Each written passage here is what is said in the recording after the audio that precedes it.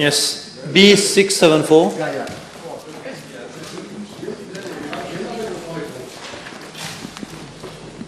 Madam Speaker, the process for the disposal of 9 arpents of land and 5 restaurants owned by Domaine Les Pailles Limited started in 2012. However, in January 2015, the State Investment Corporation Limited decided not to proceed with the outright disposal of the plot of land and the restaurant.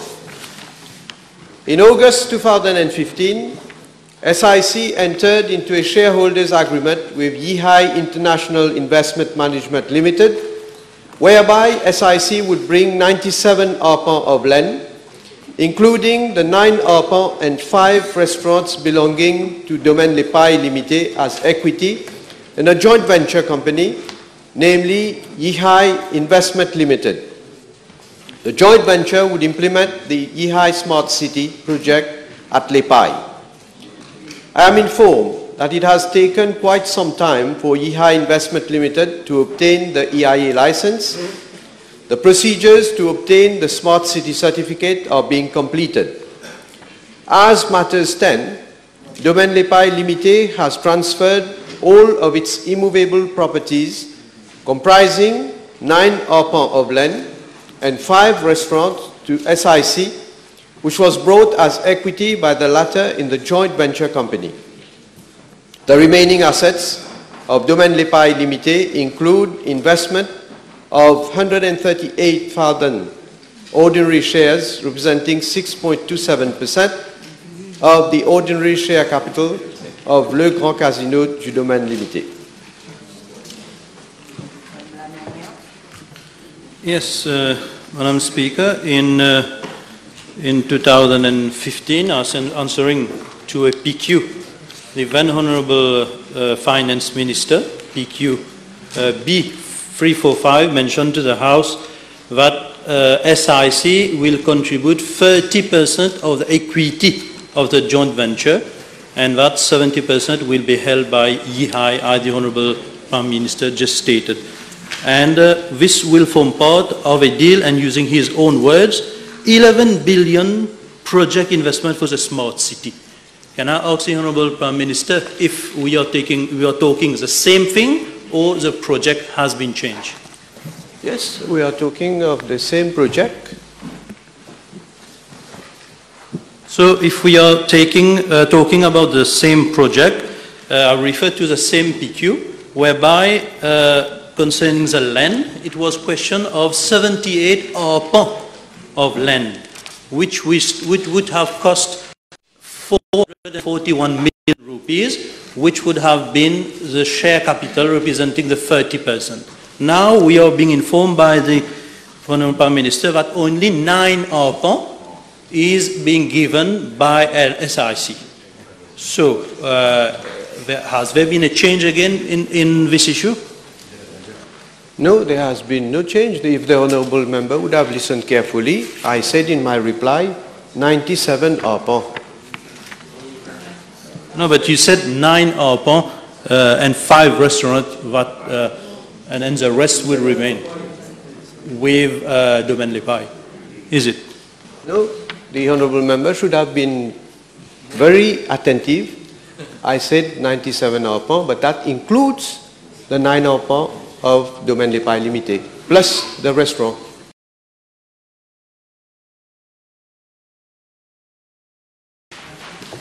B677.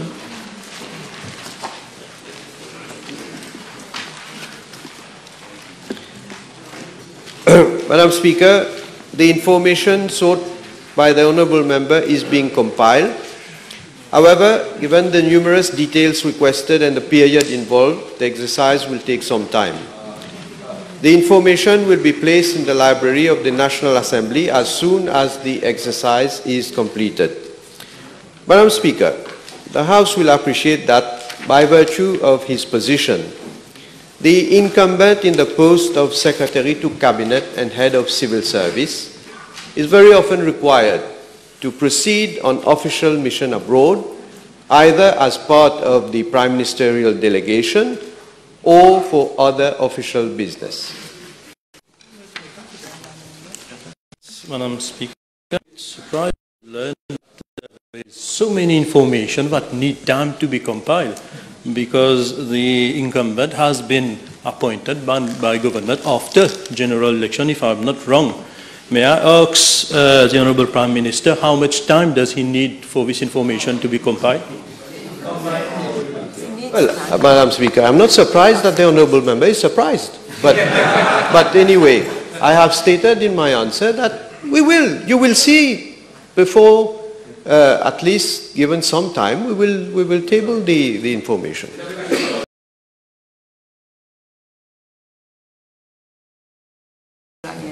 Yes, B680.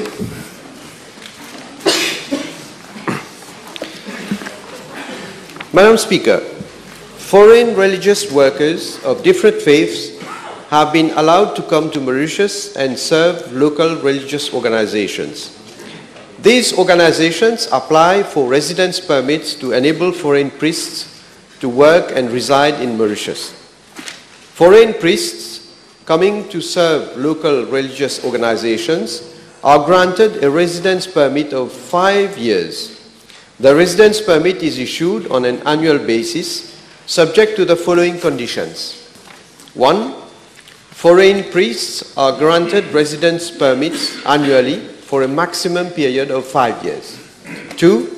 Foreign priests serving a society will not be allowed to switch to another society during the term of 5 years, except where they have left Mauritius before that period, and there is a gap of not less than 1 year as from the date of their last departure and date of fresh application for work and residence permits. And 3, foreign priests who have or will reckon a cumulative period of work and residence for 4 years should swear an affidavit to the effect that they will not apply for registration or naturalization as a citizen of Mauritius.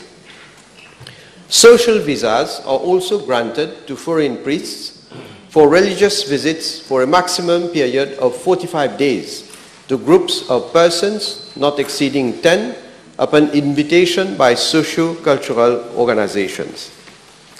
Madam Speaker, I am informed that on 26th of December 2018, the Secretary of Zamzam Zakat Fund Movement addressed to the Ministry of Labour, Industrial Relations, Employment and Training a request for a work permit for 1 year in respect of one Mr. AIM, a Bangladeshi national, to take up employment as Imam. The latter ministry then sought clearance for a residence permit from my office. However, my office has been advised to turn down the application. The Secretary of Zamzam Zakat Fund Movement was informed of the decision in April 2019. I am also informed that in May 2019, an appeal was made by the Secretary of Zamzam Zakat Fund Movement for reconsideration of its application. The decision to turn down the application was maintained. Madam Speaker, I wish to point out that there are many instances where applications for residence permits in respect of foreign priests have been turned down for all communities indiscriminately.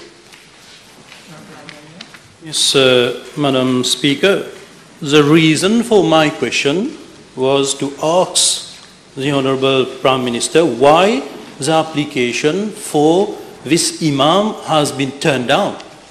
Because it was an application for Imam for only 5 times daily prayer, and also to conduct prayer during the month of Ramadan and Taraweeh.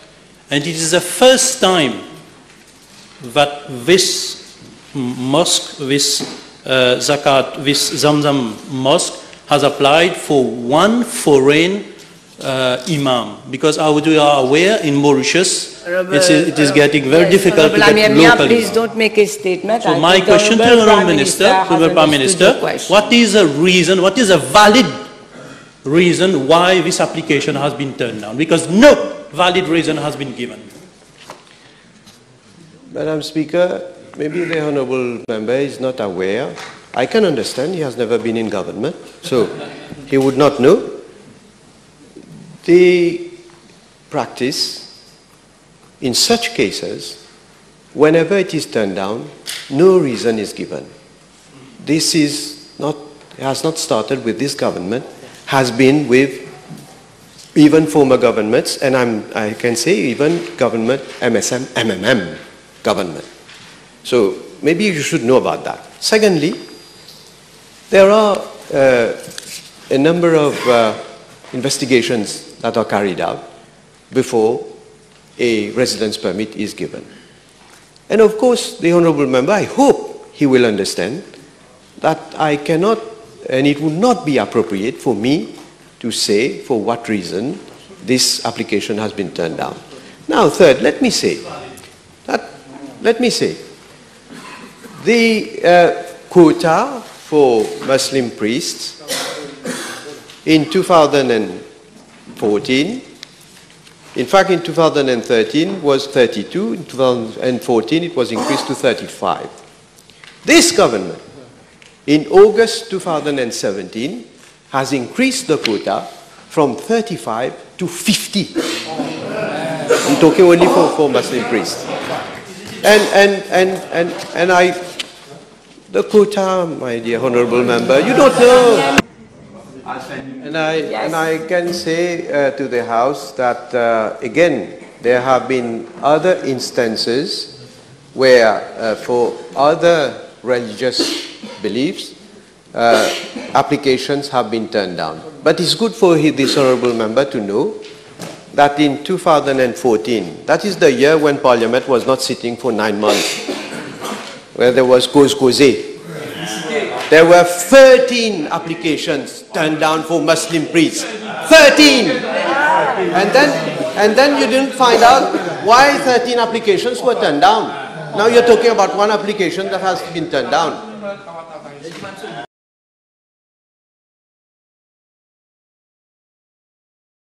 B693. Madam Speaker, with your permission, I will answer this question. I've been informed by the police that the number of fatal road accidents for the period April 2018 to December 2018 was 91. And for the period January 2019 to date, the number is 72. It is to be pointed out that the number of fatal road accidents from January 2018 to July 2018 was 87, therefore indicating a reduction of 17% this year. The rate of fatality per 100,000 population for the year 2018 was 11.7 as compared to 12.8 in 2017. Madam Speaker, correspondingly, the number of killed was 143 in 2018 against 157 in the preceding year, 2017.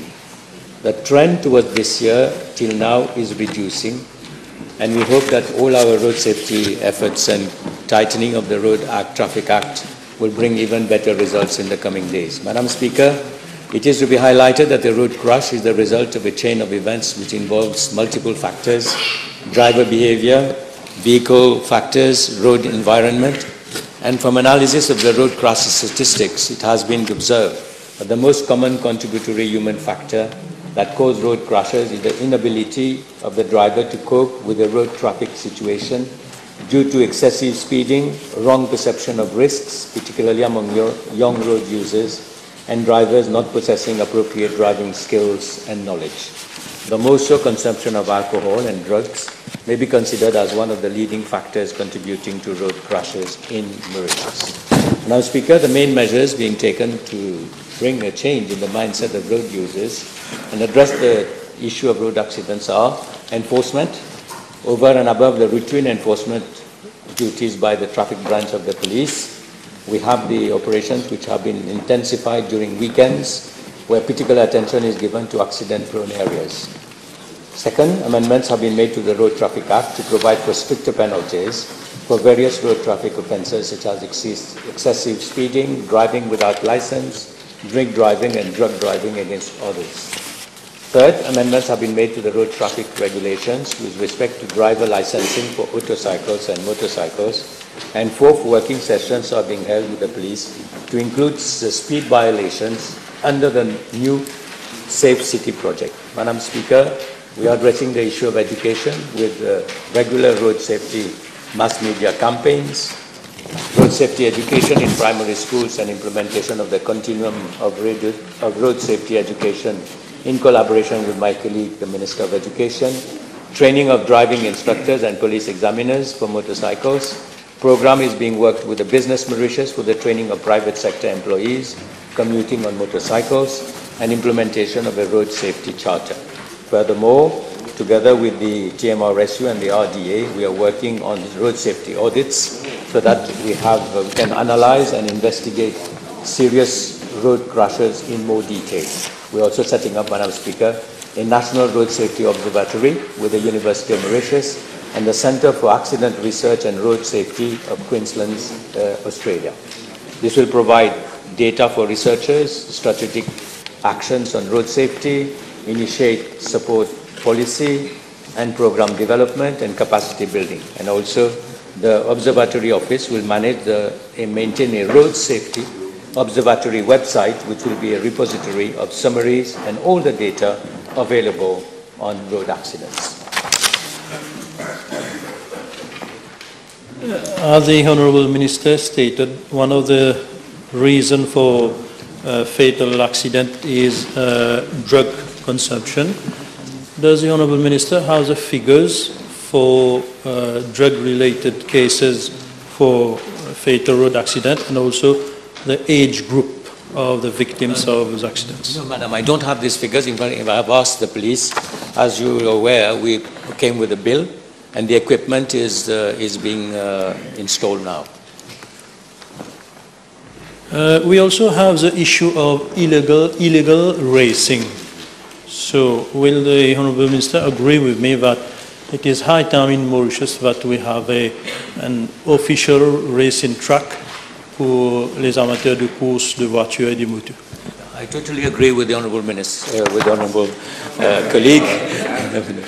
Honourable colleague. In fact, we have proposed a plot of 50 acres to a promoter who would be willing to come up with a project for the car circuit. We have not been able to have any promoter so far. There has been a request that the parking at Kodo opposite the equipment could be used for some exercises, so we are thinking about it. But I think I'm totally agreed that there is room for proper infrastructure, but it costs a lot of money, and we are prepared to give state land for that, but we are still looking for promoters who would come up to do the investment.